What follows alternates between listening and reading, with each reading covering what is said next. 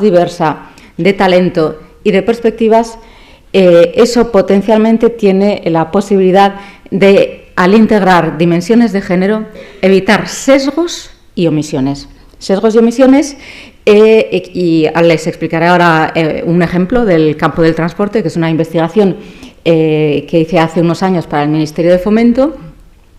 Pero, sin embargo, es importante tener en cuenta que esto no es automático, es decir, no porque haya más mujeres profesionales, esto quiere decir que las necesidades y realidades de las mujeres vayan a ser tenidas en cuenta automáticamente. Hace falta tener conocimiento experto en materia de género.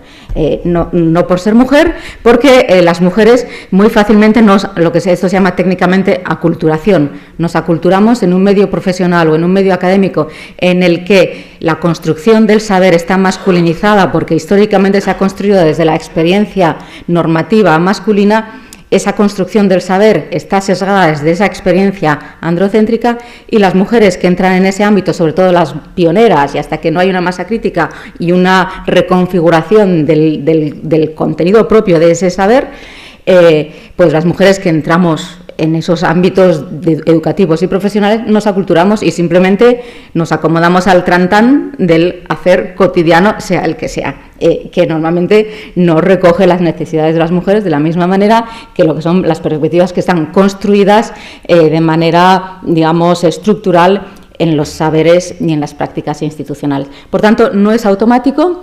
y hace falta que haya un conocimiento experto. Esto en la Comisión Europea hemos trabajado mucho, el proyecto de Gender Innovations, que tiene una página web que yo he codirigido con una profesora de la Universidad de Stanford y otras profesoras alemanas y holandesas, proporciona elementos, métodos de investigación para integrar perspectivas de género en distintos campos científicos tecnológicos, entre ellos algunos relacionados con el urbanismo, la construcción de la ciudad y el diseño.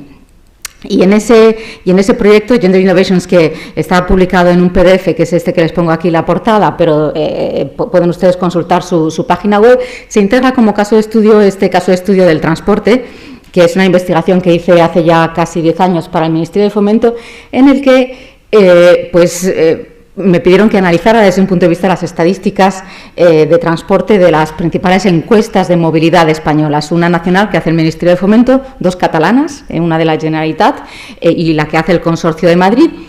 Y yo ahí en ese análisis pues identifiqué una serie de sesgos de género, pero el más importante es que cuando acabé aquello y cuando ya el trabajo llevaba 2 meses en el cajón, de repente se me encendió una lucecita. Esto que uno pues ves las cosas de distinta manera cuando dejas de pensar en ellas por una temporada, ¿no?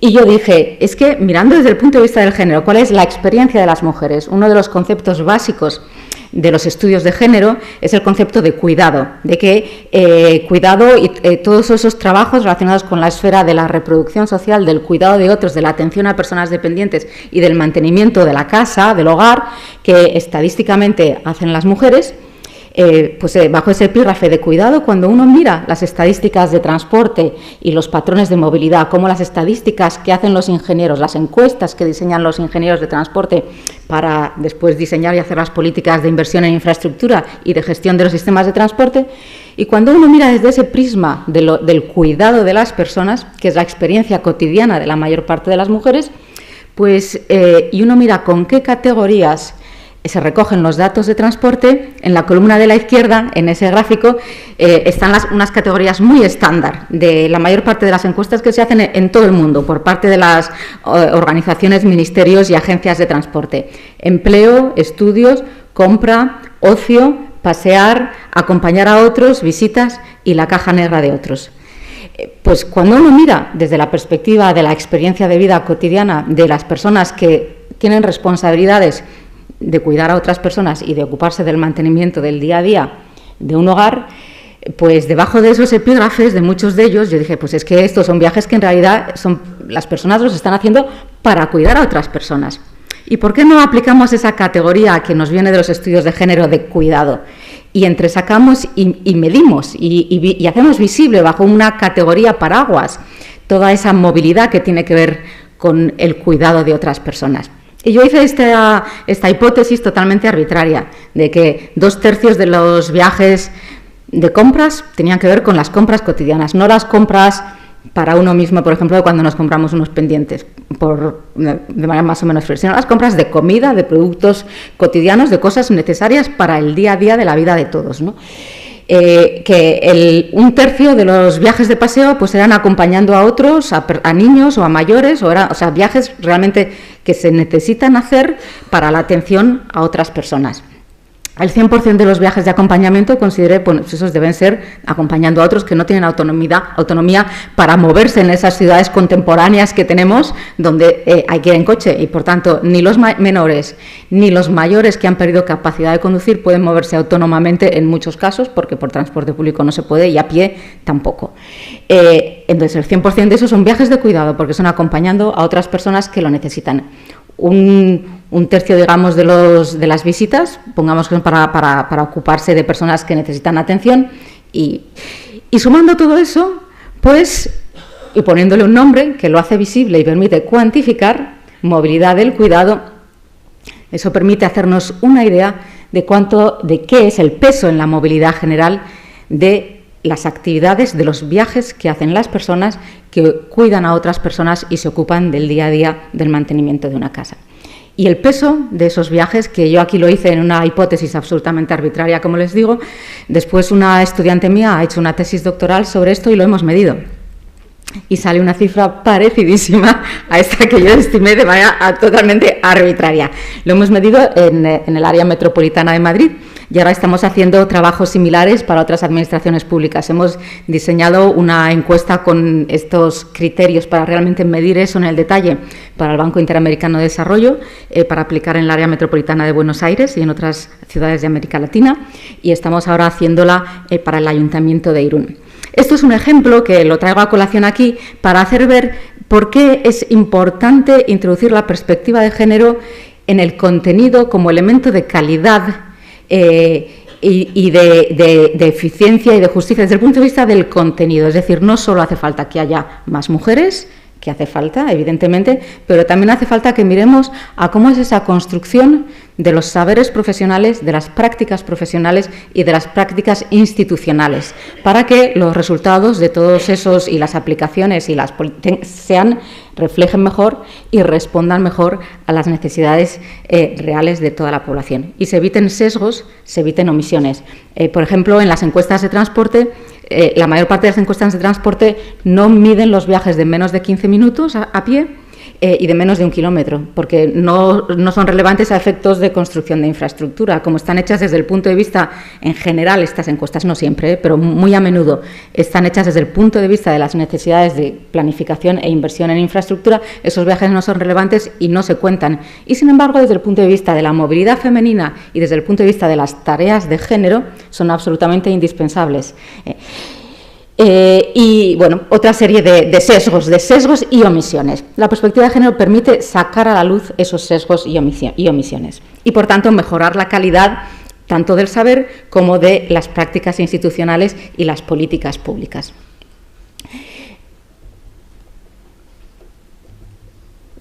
Solo va con esto.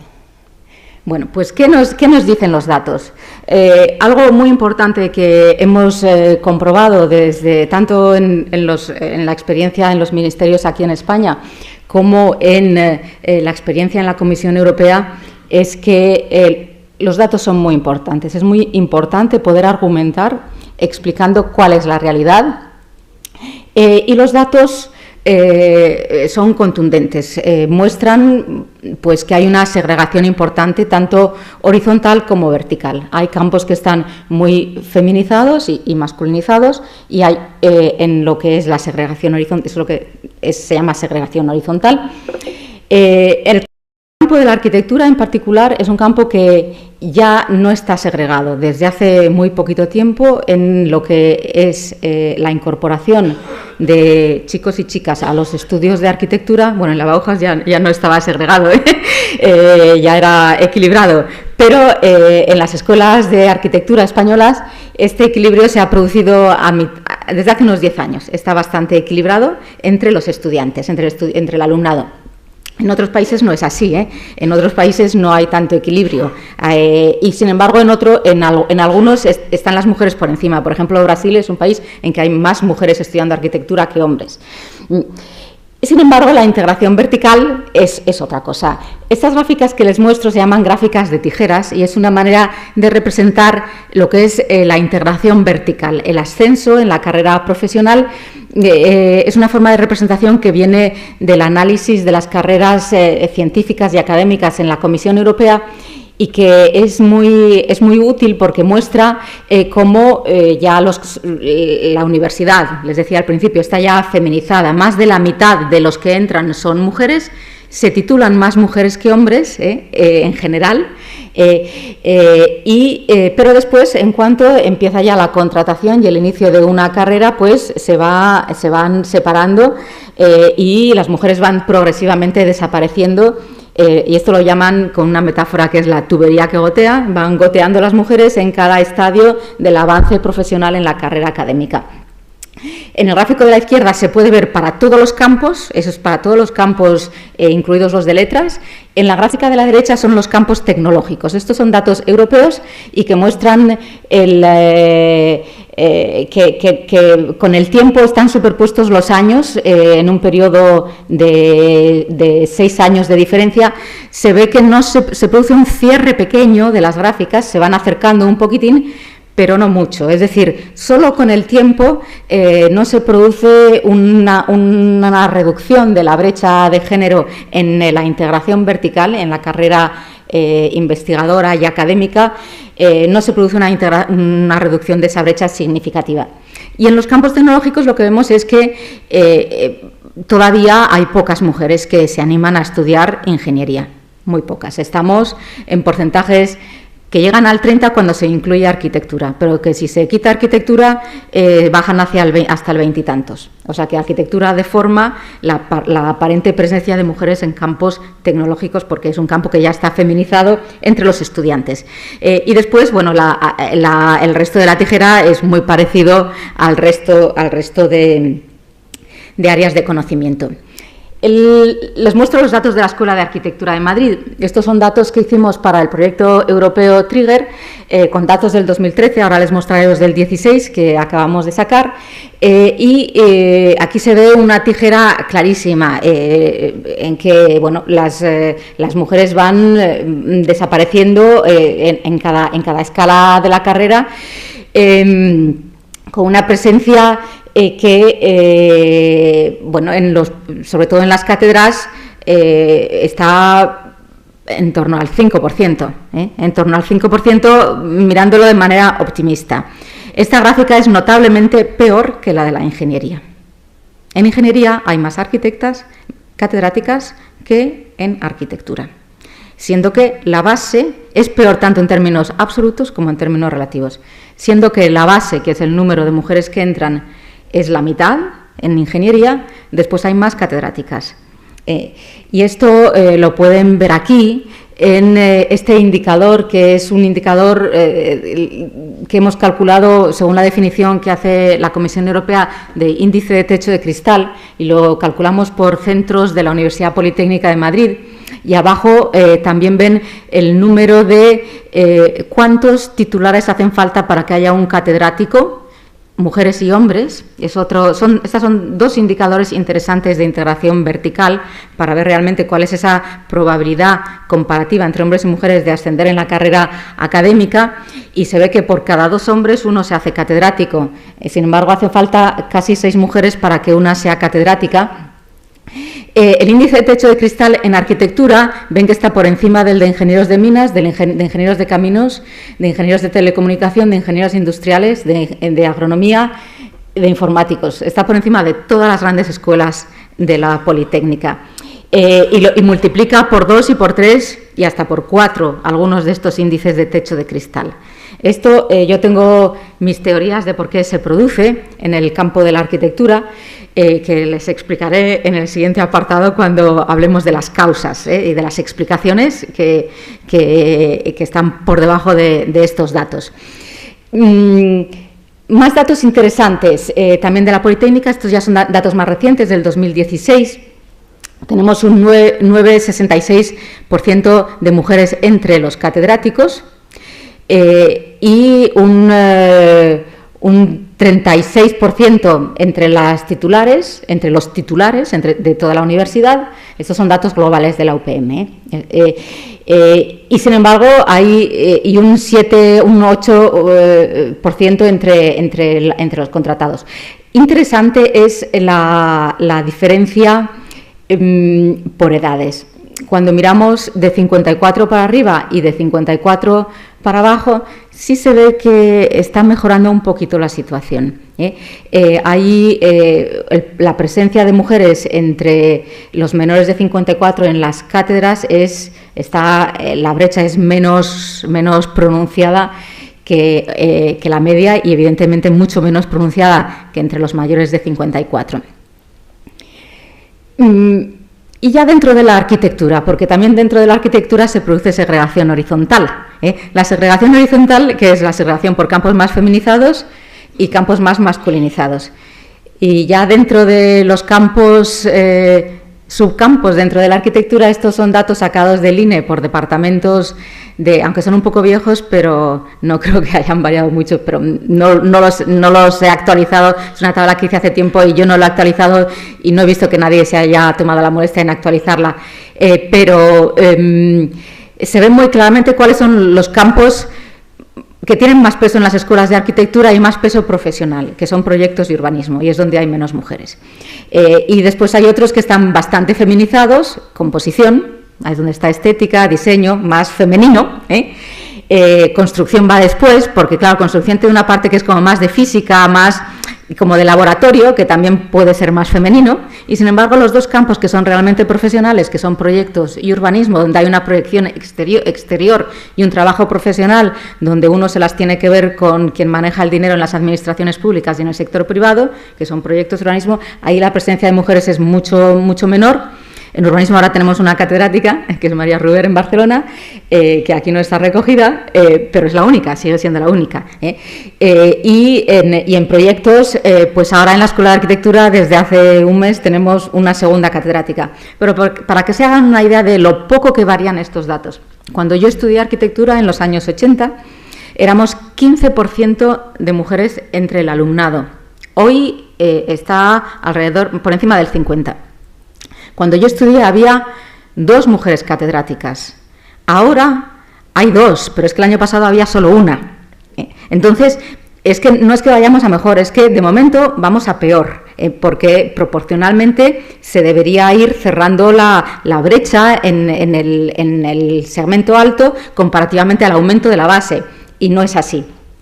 No es así, sino el porcentaje es tan pequeño, al ser solo una persona, que en cuanto alguien se jubila, pues se multiplica rápidamente el índice de techo de cristal. Bueno, aparte de los datos, es importante también los estudios cualitativos. Es importante saber, para entender qué cosas subyacen a los datos, pues hacer estudios de tipo cualitativo, entre ellos los históricos. Y acabamos de escuchar una magnífica estudio de la Escuela de la Bauhaus. En el caso español, nuestra primera arquitecta, Matilde Ucelay Maortua, que fue, por ser republicana y fue represaliada precisamente al terminar la guerra, le hicieron 3 consejos de guerra. Yo escribí su biografía hace unos años como parte del libro conmemorativo por el Premio Nacional de Arquitectura que se le otorgó en el año 2006. Matilde Ucelay se atrevió a ser secretaria del Colegio de Arquitectos de Madrid en agosto, el 22 de agosto de 1936. 2 semanas después, un mes después de haber acabado la carrera, 2 semanas después de iniciada la guerra. Y eso le valió, estuvo en ese puesto 2 meses, porque en el mes de octubre ya se exilió con toda su familia por razones de salud de su padre. Tenía un problema de una gangrena en una pierna, se fueron a Valencia, porque en Valencia había naranjas, había buena comida, en Madrid no había. Entonces en octubre se fueron para allá. Pero aún así la represaliaron por ese hecho de haber sido secretaria del Colegio de Arquitectos de Madrid durante 2 meses en el año 36. Y muy interesante mirar a esa experiencia de las primeras arquitectas. No voy a entrar en detalles de cuál fue la experiencia muy excepcional en el caso de Matilde Ucelay, que provenía de una familia de la gran burguesía y eso le permitió ser arquitecta, y a pesar de las represalias y del resultado de los consejos de guerra, cuando no podía firmar los proyectos y se lo firmaban sus compañeros Botella y Arrillaga, eso duró como 10 años. Después sí pudo ejercer la práctica profesional privada, porque tuvo prohibido de por vida, y hasta que se murió en el año 2006, el ejercicio de la profesión para las administraciones públicas. Hasta el 2006 estuvo vigente hasta el 2004, que fue cuando el Consejo Superior de los Colegios de Arquitectos, junto con la Dirección de Arquitectura, que fueron los que habían hecho esas penas en un proceso de depuración, y los consejos de guerra las levantaron. Bueno, ella ya llevaba jubilada desde el año 79. Pero muy interesante su trayectoria. Y no solo la de ella, sino de las que vinieron después. Las siguientes generaciones, hasta el año 70, hubo solo 20 y tantas arquitectas que se titularon en las escuelas españolas. Esto lo estudié en un artículo que publicado hace ya más de 10 años. Otros estudios de tipo cualitativo, que hice con Yolanda Agudo, una profesora de la UNED, donde entrevistamos a varias cohortes de arquitectas españolas de distintas edades y de distintos sectores de actividad, hasta que por el efecto bola de nieve ya se repetía. Saben, los estudios cualitativos metodológicamente bien hechos, que es importante que la metodología sea sólida. Ahí se desvelaba, en esas entrevistas que hizo Yolanda, que es profesional de los estudios sociológicos, se desvelaba cómo en su experiencia vital las arquitectas no eran conscientes de lo que les estaba pasando en el día a día. Muchas de estas arquitectas, al terminar la entrevista, se les encendía una lucecita. Algunas acabaron la entrevista llorando, porque se daban cuenta de cosas que les habían pasado en su vida que nunca habían percibido. La arquitectura es una profesión artística, vanguardista, moderna, de la vanguardia. Lo hemos visto esta mañana. Venimos de la Bauhaus, la vanguardia. Somos los más modernos, somos artistas. Eso es incongruente íntimamente con el pensamiento y la asunción de que estemos discriminando a alguien, a un colectivo. Y eso produce disonancia cognitiva. Esto lo digo aquí como absolutamente mi interpretación personal, pero yo creo que esto es un elemento importante, porque de los testimonios de las mujeres se deduce muy claramente la existencia de esta disociación cognitiva entre las propias mujeres. Bueno, las principales causas de este problema estructural. Voy a hablar de 4 grupos de causas. Y aquí les pongo esta portada de un estudio ya muy viejo que se hizo en el Royal y todos esos trabajos relacionados con la esfera de la reproducción social, del cuidado de otros, de la atención a personas dependientes y del mantenimiento de la casa, del hogar, que estadísticamente hacen las mujeres. Bajo ese epígrafe de cuidado, cuando uno mira las estadísticas de transporte y los patrones de movilidad, como las estadísticas que hacen los ingenieros, las encuestas que diseñan los ingenieros de transporte para después diseñar y hacer las políticas de inversión en infraestructura y de gestión de los sistemas de transporte, y cuando uno mira desde ese prisma del cuidado de las personas, que es la experiencia cotidiana de la mayor parte de las mujeres, y uno mira con qué categorías se recogen los datos de transporte, en la columna de la izquierda, en ese gráfico, están unas categorías muy estándar de la mayor parte de las encuestas que se hacen en todo el mundo. La construcción del saber está masculinizada porque históricamente se ha construido desde la experiencia normativa masculina. Esa construcción del saber está sesgada desde esa experiencia androcéntrica, y las mujeres que entran en ese ámbito, sobre todo las pioneras, y hasta que no hay una masa crítica y una reconfiguración del contenido propio de ese saber, pues las mujeres que entramos en esos ámbitos educativos y profesionales nos aculturamos y simplemente nos acomodamos al trantán del hacer cotidiano, sea el que sea, que normalmente no recoge las necesidades de las mujeres de la misma manera que lo que son las perspectivas que están construidas de manera, digamos, estructural en los saberes y en las prácticas institucionales. Por tanto, no es automático, es diversa de talento y de perspectivas. Eso potencialmente tiene la posibilidad de, al integrar dimensiones de género, evitar sesgos y omisiones. Sesgos y omisiones Y les explicaré ahora un ejemplo del campo del transporte, que es una investigación que hice hace unos años para el Ministerio de Fomento. Pero, sin embargo, es importante tener en cuenta que esto no es automático, es decir, no porque haya más mujeres profesionales, esto quiere decir que las necesidades y realidades de las mujeres vayan a ser tenidas en cuenta automáticamente. Hace falta tener conocimiento experto en materia de género. No por ser mujer, porque las mujeres muy fácilmente esto se llama técnicamente aculturación. Nos aculturamos en un medio profesional o en un medio académico en el que hace falta que haya un conocimiento experto. Esto en la Comisión Europea hemos trabajado mucho, el proyecto de Gender Innovations, que tiene una página web que yo he codirigido con una profesora de la Universidad de Stanford y otras profesoras alemanas y holandesas, proporciona elementos, métodos de investigación para integrar perspectivas de género en distintos campos científicos tecnológicos, entre ellos algunos relacionados con el urbanismo, la construcción de la ciudad y el diseño.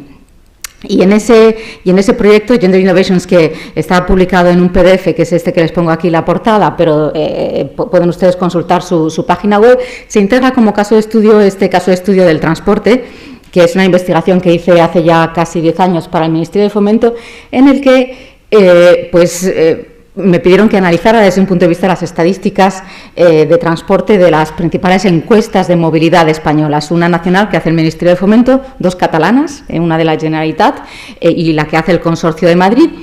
Y yo ahí en ese análisis pues identifiqué una serie de sesgos de género, pero el más importante es que cuando acabé aquello y cuando ya el trabajo llevaba 2 meses en el cajón, de repente se me encendió una lucecita. Esto que uno pues ves las cosas de distinta manera cuando dejas de pensar en ellas por una temporada, ¿no?